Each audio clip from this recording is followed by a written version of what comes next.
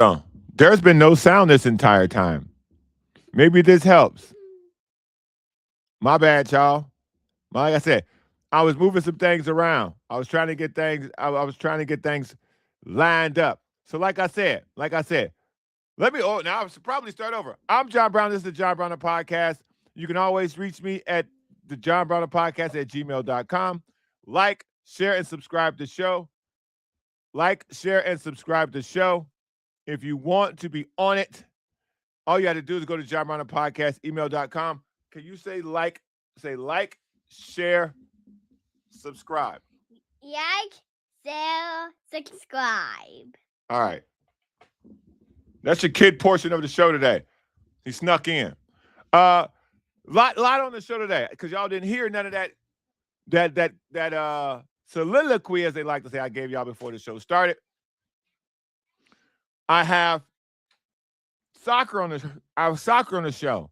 We're kicking it with Coach today. In addition to kicking it with Coach, we're going to talk about the Padres. But first, y'all know I got to talk about this. As technology took his step. If you are listening to the podcast, if you are new here, head over to YouTube, subscribe to the podcast. If you're watching it on one of the 2X accounts, retweet it. Shout out to the people at the Sporting Tribune. They're my folks now. We rocking together. So head over there to that page, like what they're doing. The Sporting Tribune tonight is a nightly television show that I'm a part of over there. So things are going good. We're off on the right foot. And it's cooking. Man. Things are sounding good. Things are going good. Little audio, little visual. So shout out to my folks at the Sporting Tribune. Now that everybody can hear me, I know red card. I should have red carded myself. Boom. I should have red carded myself. You right, dog. That was crazy. Things right there is green. I can't believe I couldn't see it. So, on today's show, we're gonna get to soccer. Well, let me just say this about the Padres as they start their season. They end this road trip against the Rangers. I need to see some improvement today. I need to see it. I need to see last game's energy today. Now, they're against Jacob deGrom, who is a good pitcher. And the Padres have Randy Vasquez going for them, who's a 3.63 ERA, 22 walks, 58 Ks. He's given up 11 home runs. Jacob deGrom, 5-4, 3.17. So that's good. That's a good opponent tonight. But I don't care about that. I've said this before. I will continue to say this now. This team needs to be led by none other than Jackson Merrill and Fernando Tatis Jr. Period. End of story. End of story. There's no one else to talk about on this roster as of right now. From now to the end of the season, if those two dudes ain't pulling the weight, then the team ain't going nowhere. Period. Pump blank, period. All right, listen, Coach is here, and I want to get to this. Our Kicking It with Coach segment, by the way, technically, I want to do technically, before I bring them out, technically, our Kicking It with Coach segment is 2-0. Technically. We had them on to get our feet wet, to talk SDFC soccer. They won. Okay? We had them on to talk World Cup. They won. There's no pressure on this segment. Just quite possibly the World Cup. That's it. That's all. Soccer knowledge. Bang. What's up, brother? How you doing? My man, how are you doing today, man? I'm excited for the kickoff at noon. Are you going to watch it? Am I going to watch? I'm fired up. Look, man, I said this on a previous show, and I know you've been busy with camps and running your business. I said this on earlier in the week. For the person who is a novice fan, I don't really know any of the rules. The box in front of the net, I started just calling it the box. I think I called it the net box. I don't know what that's called. group play on, I think it was Tuesday or Wednesday, whenever it was Messi had the hat trick, Mbappe had 2 goals, and that huge thing from Norway had the 2 goals. From a just a simple viewership standpoint, that's what you want from the novice fan. That's how you get a guy like me plugged in, and in addition to that, you get the U.S. to win, to score 4 goals and win 4-1. I'm all in on this thing now. I've been watching every day, and I think yesterday was the first day I was like, I'm gonna turn this off. Mexico and South Korea. South Korea is the most boring brand of soccer I have ever seen. And maybe because, again, when World Cup comes, that's the only time I really pay attention. I've seen MLS games more entertaining than what I saw from South Korea. That's criminal. They should kick that out the tournament, man. You're the guy to break this down to me. Please tell me that was strategy and not lack of talent. Yeah, Korea plays a very specific kind of soccer. They're very patient. They knock the ball around. They're going to wait for you to make a mistake defensively, and then they're going to exploit that space. They have speed, they have skill. But yeah, it was a little bit lackluster in the sense of what we've been watching, where everything has just been explosive, dynamic. The stars were starring, right? The names that you want to see scoring goals are scoring goals. And South Korea does have a really big star. His name's Son. He plays on LAFC. But he's your big name guy. And, when he's not getting on the board, they have other people around him that can score as well. But they were just being a little bit too patient. They got a little bit more exciting once they were down a goal, right? Their goalie made a mistake. Mexico popped one in, and then you're frantic. You're not, you're playing to get that goal back. And so they started to kind of turn it on in the end. But yeah, I agree. It was a 1-0 game. And those are kind of the games that the non-soccer fan says, I want to see some scoring, and when you are watching with, the naked eye and you're not understanding the tactics behind everything, it can seem very, very vanilla. So yeah, I agree, man. It wasn't my favorite game in the past few days. That is the game. That was the first time in this entire tournament. And I think I've probably seen 10 games. I've watched 10 games from start to finish. I was saying the other day on the show, the YouTube TV is asking me at this point, are you still watching? That's how much of this I'm absorbing. And I'm like, yes, leave me alone. They Netflixed and chilled me. Are you still watching? Like, that's what was happening to me because, again, I am locked in at what I'm seeing from these teams. The level of speed, the accuracy, the athleticism. Now, for me, I don't necessarily know what great goalie play looks like. And I'm looking at this like most of these guys, like, he should have got that. But the Mexico save yesterday was unbelievable. Like this, so there's been so many times while I've been watching this that I'm like, yo, this is sport. And so that brings me to today. What should we be expecting? Because they're telling us that Christian Pulisic has a calf injury, I think it is. Are we the same old United States where if our star player's out, we go, oh, I don't know now. I don't know. Or are we built as to what I saw? Is there a bunch of guys who can get the job done? There's a bunch of guys who can score the goal. There's a bunch of guys moving and doing stuff, crossing guys up. Like, are we a one-man team, or can we win without him? Yeah, if you think about it, he got subbed out at halftime of that Paraguay game, right? And he was involved in 2 of the 3 goals in that first half. I mean, he was on fire on that wing, and he created those first 2 goals basically kind of single-handedly, to be honest with you. And he comes out and we're up 3-0 at half, and we don't get another goal until really late in the game. And so if that's a foreshadow of what we're going to look like without him, it's a little scary going against some of these teams. Now, do we have playmakers? Yes, 100%. The next guy up, they can create goals. We saw it with the late goal from Gio Reyna. I mean, just an unbelievable piece of skill from that guy coming off of the bench and getting that late goal. But I think we 1,000% need Christian Pulisic on the outside if we're going to have the best shot at winning tonight, winning against Turkey, and going deep in the tournament. I think it's a little bit of coaching strategy. You got to think about the mind game that you're playing with the other coach. So now the Aussies have a pretty stout defense. They showed that against Turkey. They're gonna build a wall, and they're gonna force you to try to break it down. Now, I think it's a little tactical kind of day to day game time decision, right? Because how do you game plan for that? All right, well, if he's in the lineup and we're like, oh, yeah, he's playing, cool. I'm Australia. All right, I'm going to play a 5-4-1. I'm going to have five defenders back there and we're just going to protect, protect, protect.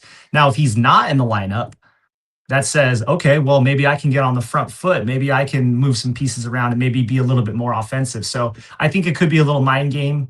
I think he's playing. So if he is not playing, let's attack it from the perspective if he's not playing. Now you said if he's not playing, they may be a little more front footed. So would that then mean that they're more open to score on if they're less defensive minded because our best offensive player is out? So would that mean that there's more flow to the game? I would hope so, but kind of based on what they showed us against Turkey, Turkey's a lot like us. They can move that ball around. They got speed, they got skill.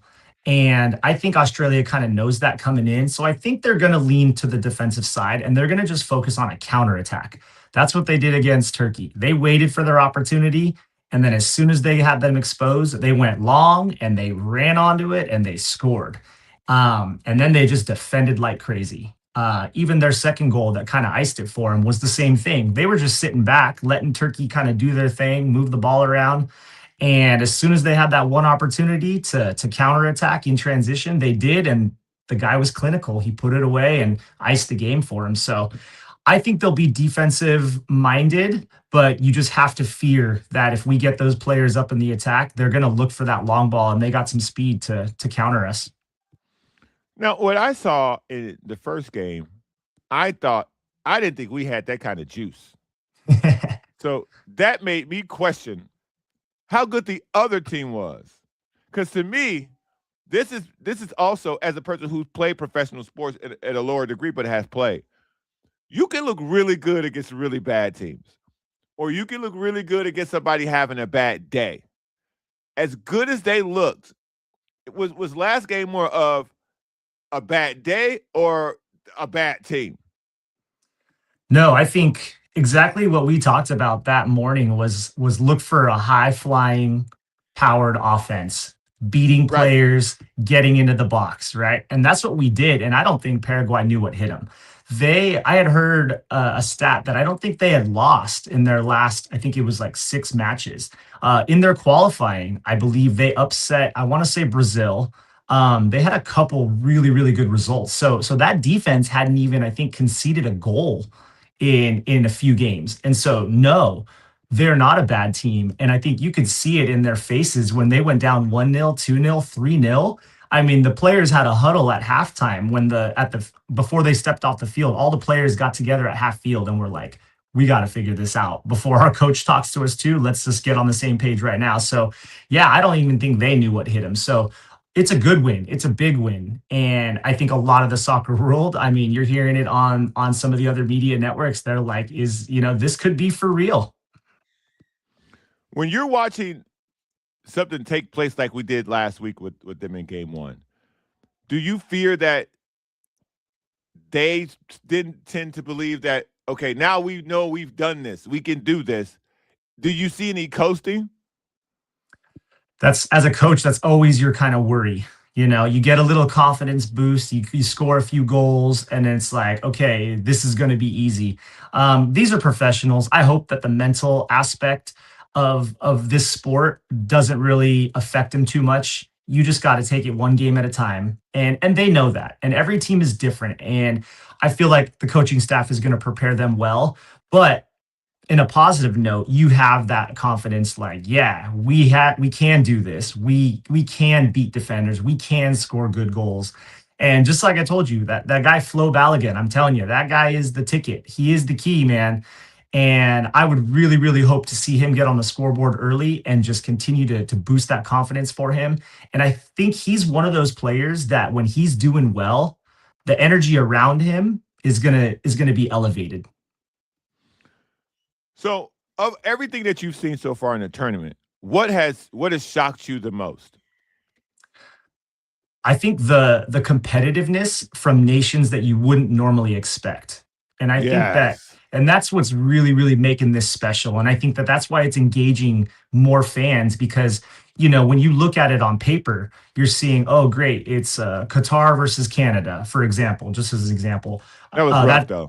that was rough. So you're That like, was oh, rough. easy win. And it kind of was an easy win, but they got a goal, right? And you're looking at these other games with Iraq, like they're competing, they're scoring goals. Mm-hmm. Bosnia Herzegovina, like teams that you normally would just expect a 4-0 win or 3-0 win. I know when the groups came out, I was thinking, oh, they got an easy group. Oh, they got an easy group. And then now it's like Spain tied against, Who? Cape Verde. Yes. So the Cape Verde got again, no idea. But two things about Cape Verde. They were playing hard. Second thing, the women in the stands from this country were, buddy, did they ship the best? Like what? They're bringing it. The fans are bringing it, and they're showcasing their fanship in all aspects, and it's beautiful. It really is a beautiful thing. I mean, you see the kids, you see women, you see men, you see elderly men, you see grandmothers, and it's beautiful, man. It's such a big event worldwide. I mean, I love seeing the emotion, players scoring their first ever World Cup goal and crying on the field, which, someone's like, you scored a goal. Why are you crying? But it's that special to that many people in this world. I thought the Mexico South again, the actual physical game was boring and ugly, but the atmosphere in there, and I didn't think that they were booing. I thought the booing was for South Korea. They're like, hey man, play the game, because I almost booed, because technically, again, I don't know enough to really be able to break down any intricacies. Mhm. And I know I don't know enough because I know enough about other sports to be able to tell you what I'm seeing. And to that, they're booing, but I could break down why they're booing and why they're not playing in a particular way. But when I'm watching soccer, I don't know any of that. I'm just watching for something cool to happen from the little that I know. And I heard the Mexico crowd booing because I was booing. I was booing South Korea every single time they kept kicking it. Like I'm not watching for this, and I think the people of Mexico who were there in Guadalajara, they're like, "Yo, we didn't pay all this money to watch y'all kick the ball back and forth, play, challenge." And once they did get scored on, I was so happy they got scored on because I was at this point, I'm like rooting for Mexico to win by 50. You did see South Korea actually look like they belonged on the field because initially it really didn't feel like they belonged on the field. But once Mexico scored and they had to start pressing, then they looked talented. Then they looked fast. Then they looked like they had a game plan. But before then, man, I was questioning why they even be on the field. And so with the ambiance, even in the Canada game, now it's easy to root when they just keep scoring, but the energy around every single one of these stadiums, the energy for the no-name teams, the no-name countries, the energy for the home teams, it has been absolutely off the chart. And so when I'm looking at Seattle tonight, what are we thinking about score-wise?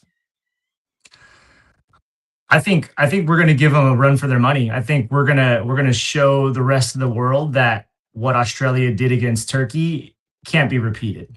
I think we're going to break it down. I think we're going to pop 3 to 4 goals in again. I'm going to say Balogun has at least one and an assist. And I think we're just going to take care of business. I think that we're going to control the game. I think that we're going to control possession. I do think that we may concede a goal. The goal that we conceded against Paraguay, I kind of saw that coming. It was a long goal kick from their goalie. It was a bad header clearance, and then it was a botched clearance with the guy's foot. I mean, everything that could go wrong in one play happened, and it just popped out to guy, and bam, goal. I kind of see that happening again. I hate to say that, but I kind of see it happening again. And if we take care of business in the first half and put in 3 or 4 goals, then we don't have to worry. It's the nail biter games that I'm going to be worried about. So as far as atmosphere, I mean, Seattle's one of the loudest stadiums in football. They're one of the Hmm. loudest stadiums in MLS. Like they have a stout fan base that is going to bring the energy. And you're playing on home soil. I mean, same for Mexico in their game. I mean, you're on home soil. You are going to have the 12th man in the crowd just hyping you up and feeding your energy. So I see us tonight feeding off of that and keeping everybody entertained with some goal scoring. And maybe we get a little magic again, like the Gio Reyna goal. That was unbelievable, man. So I want to see that guy pulling some tricks out. Now again, I don't necessarily. I'm not privy to everything uh referee wise in the sport. How big was yesterday for having all three women officials at the game? It's funny you say that. I noticed that right away. I thought it's great. I think we need more of that. I mean, at the end of the day, it's a job, right? And just like in our world today, like women and men can do the same job. That's just the way it is. And sometimes there's women that are better than men at the job, right? That's just the way it is. And so I can appreciate that. I mean, men referee women's games all the time, right? But nobody ever says anything. It's not, oh, that's just normal, right? But this should be normal. This should be a normal thing. In my competitive games that I coach, we have female referees, we have male referees. I think it's just whoever you get. We want the best of the best, and if they have the licensure and the certifications to referee a game of this caliber, then yeah, put them in. And that's one of the things that when it comes to any sport, I think that making a big deal out of the women being the first time to do something of this nature this late in our society is always a negative mark, in my opinion. As much as we herald it, this is the first time all women like that shouldn't be a thing. Like when every time there's a Super Bowl and people have to be, oh, there's two black coaches in the Super Bowl. This shouldn't be. It is a thing, and it should be something that we should be proud of now as a society. But it shouldn't be a thing. And so I was happy to see that. I didn't necessarily know the magnitude of it because I don't know what it's like in other parts of the world and how often women referee, but I can imagine it's slim to none if it's not an actual women's game. And so to have three women officiating a men's game, I thought that was dope, and I wanted to get your take on that. Uh, Another thing that I want to talk to you about before you go on the outlook of the tournament, it has been increased from 16 to 32. Do you think that's given the pool play more activity? Do you think that's why teams are playing harder? I think it's changed it in a couple of different ways. I think it's changed it in the sense that those teams that maybe do go down a goal, they still have something to play for. They still have the goal differential that they want to keep down. So like some of the tiebreakers are head to head, and then it comes down to goal differential. How many did you score? How many did you allow in? Right. So even if you're losing in these games, you can't just throw in the towel. You still have a chance to compete and to qualify for the next round. I think that that's changed the dynamic a lot. And I think the other thing is that I think some of these countries are kind of motivated by the fact that hey, we actually have a chance. I think sometimes these countries may go into this and they're just thinking, okay, we're going to be three and done and we're out.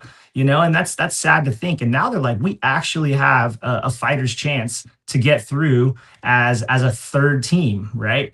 And I enjoy seeing that. And I think that that's part of why we're getting such good games in the group play is teams are going down a goal or two goals and they're still playing super hard, even to just score a goal to lose 2-1 instead of 2-0. So I think that it's got a lot of positive notes to it. We're obviously going to have more knockout games, which is going to increase the fanship.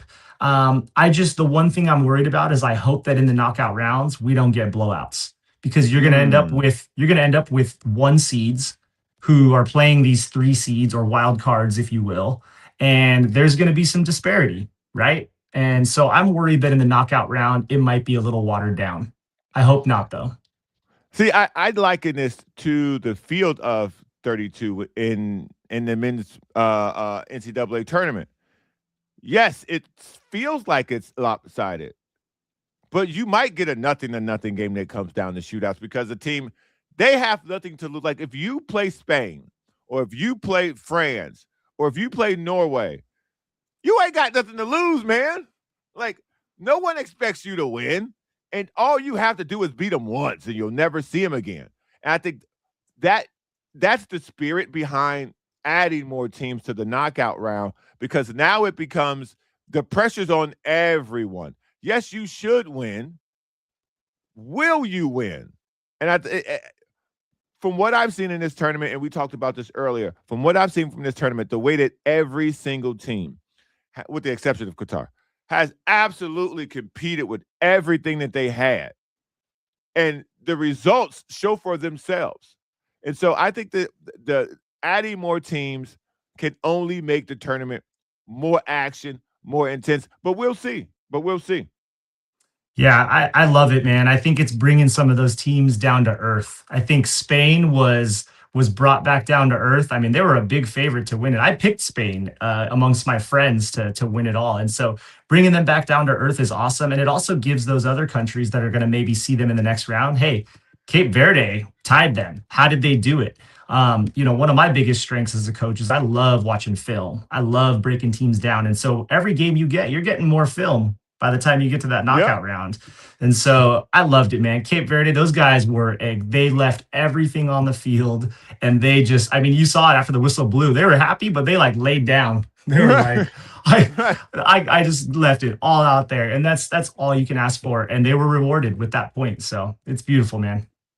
So this has been a refresher for me in the game that I really, again, like I said, I forgot how much I liked it because it's been so long since I've seen this level of competition and this level of skill versus this level of skill.